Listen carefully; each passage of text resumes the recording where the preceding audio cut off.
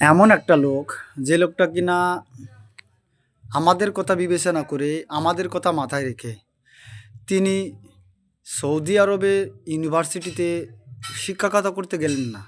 সেখানে তার ফ্যাসিলিটি ছিল, তার জন্য পার্সোনাল এয়ারলাইন্স থাকবে, তিনি তার পরিবার সহ ইচ্ছামতো যাতায়াত করতে পারবেন।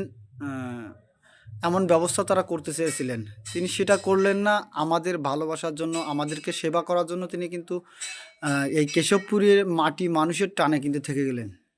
শুধু সেখানে তার কোটি কোটি টাকার একটা ব্যাপার স্যাপার ছিল, আমরা সবাই কিন্তু বুঝতে পারতেছি, যেহেতু ইউনিভার্সিটি অফ সৌদি আরবিয়া, টাকার ছড়াছড়ি। টাকা দিয়ে যদি মূল্যায়ন করতে হয়, আমার প্রিয় স্যার প্রফেসর মোহাম্মদ মুক্তার আলী, তিনি কোটি কোটি টাকাকে পায়ে তুচ্ছ করে দিয়ে তিনি কিন্তু আমাদের সাথে আছেন, আমাদেরকে সেবা করবেন, আমাদেরকে তার মেধা, তার জ্ঞান, তার যে সেবা করার মন মানসিকতা তিনি আত্মনিয়োগ করেছেন।